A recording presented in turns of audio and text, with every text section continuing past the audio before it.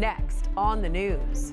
A staple for Brooklyn seniors suffering from mobility issues recently got a facelift. Currents News' Katie Vasquez gives us a sneak peek. This Dyker Heights skilled nursing facility wrapped up a major renovation of its rehabilitation center. I'm Katie Vasquez, and I'll have details on the upgrade coming up. Catholic school students join the Diocese of Brooklyn's Lenten pilgrimage as 6th, 7th, and 8th graders celebrate Mass with Bishop Robert Brennan at the Shrine Church of St. Bernadette.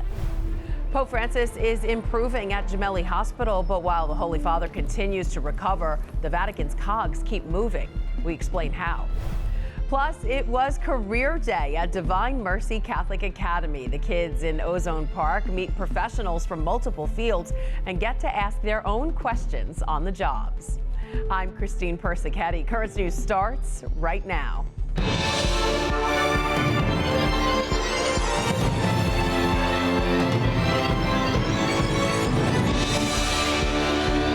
Rehab center in Brooklyn has undergone its own rehabilitation. For years, seniors have gone to Norwegian Christian Home and Health Center to get back on their feet after surgery or other issues. While they always received exceptional care, the Brooklyn Center wasn't the best it could be.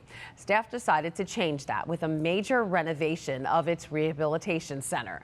Currents News' Katie Vasquez tells us more from Dyker Heights. Yeah, you got to squeeze it together. A brand new rehabilitation gym unveiled at Norwegian Christian Home and Health Center. While the home has been around since 1903, this building in Dyker Heights wasn't opened until 2002. Today, And the executive director, Anthony Restaino, says it's never been updated. We identified that our short-term rehab had a need in this neighborhood, and the rehab gym was the original one.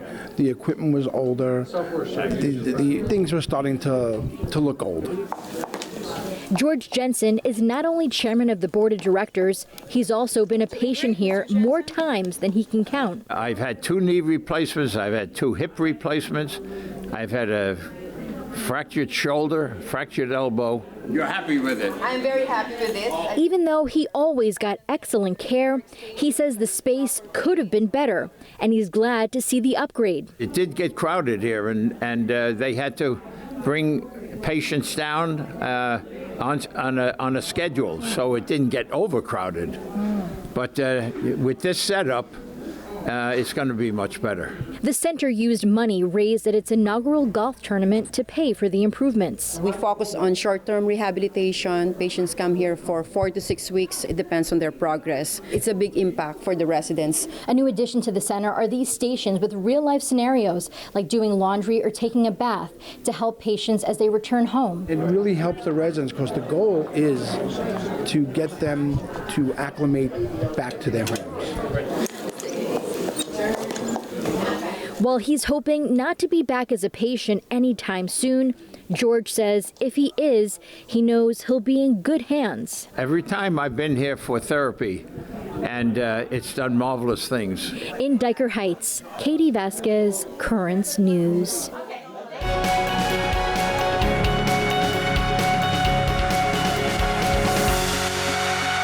The Diocese of Brooklyn's Lenten pilgrimage continues. The faithful are making their way to churches across Brooklyn and Queens leading up to the Easter Triduum. On Thursday, young pilgrims joined the journey in Dyker Heights. And he's talking about the rich man and Lazarus. Bishop Robert Brennan spoke to the 6th, 7th, and 8th graders of St. Bernadette Catholic Academy while celebrating Mass at the Shrine Church of St. Bernadette. He spoke about the story of Lazarus and how it serves as a testament to faith and hope. Following the morning Mass, the church had a full schedule, including adoration of the Blessed Sacrament, Stations of the Cross, and ended the day with an evening benediction. On Wednesday night, pilgrims gathered at the Co-Cathedral of St. Joseph to celebrate the feast day of the patron saint of the Prospect Heights Church. 39 people of faith from the Co-Cathedral of St. Joseph and around New York City consecrated themselves to the patron saint of carpenters while holding white lilies symbolizing his virtue and protection of the Holy Family. Bishop Brennan blessed the group that was praying a novena for the saint's intercession in the 30 days leading up to the Mass and at the liturgy for Joseph's feast day, which was spoken in English, Spanish, and Creole. Bishop Brennan asked all the faithful present to look to the head of the Holy Family for inspiration on how to live a virtuous life. He built the Lord's house, both figuratively and literally. He taught Jesus those basic lessons of human life.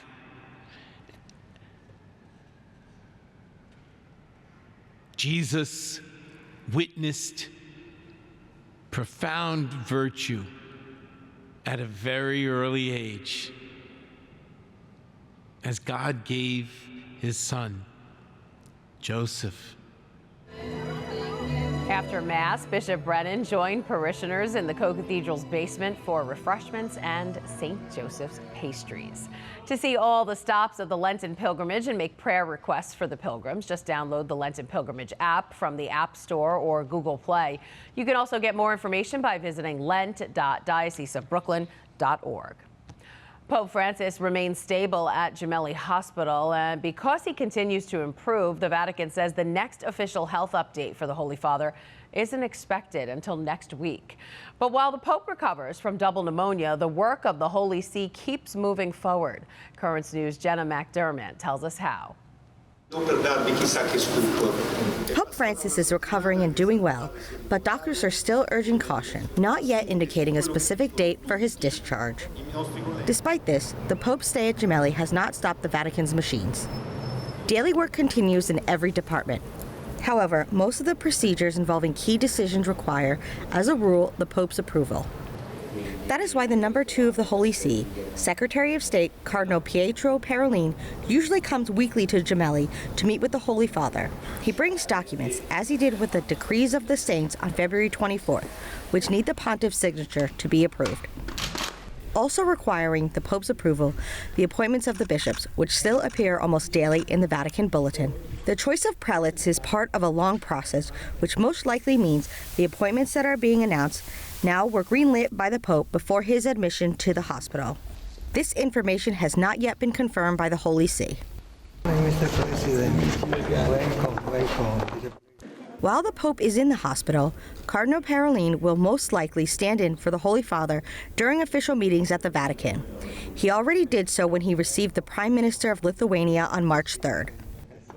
But there is hope for the Holy Father to return to the Holy See. In an announcement released on Tuesday, the Pope plans to meet King Charles and Queen Camilla on April 8th. And of course, that will depend on when the pontiff gets out of the hospital, and above all, on how and in what conditions he resumes his agenda. In case of disposition, it will probably be Cardinal Parolin who will lead the meeting. Again, that was Jenna McDermott reporting. Finally tonight, it was Career Day at Divine Mercy Catholic Academy. Thanks to the students' parents who took time off from work to talk about their work. The kids at the Ozone Park School learned about different occupations like a medical assistant who showed the students how they monitor heart rates when seeing patients, or a police officer who told the kids how they protect the community. Students walked around taking notes and asking questions and being inspired as they look toward the future. That is this Currents News update. I'm Christine Persichetti. Thank you for joining us because we are putting your faith in the news. Hope to see you again next time.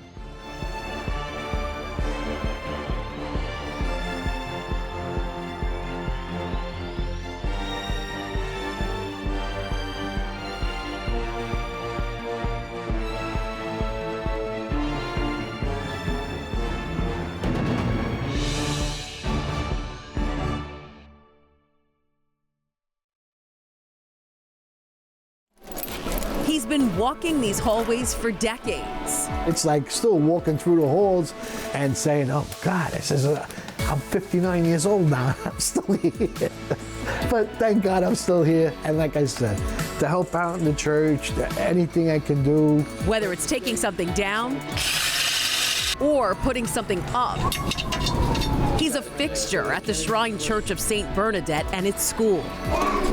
How Michael Carestia makes up the pulse of the parish, Wednesday on Currents News.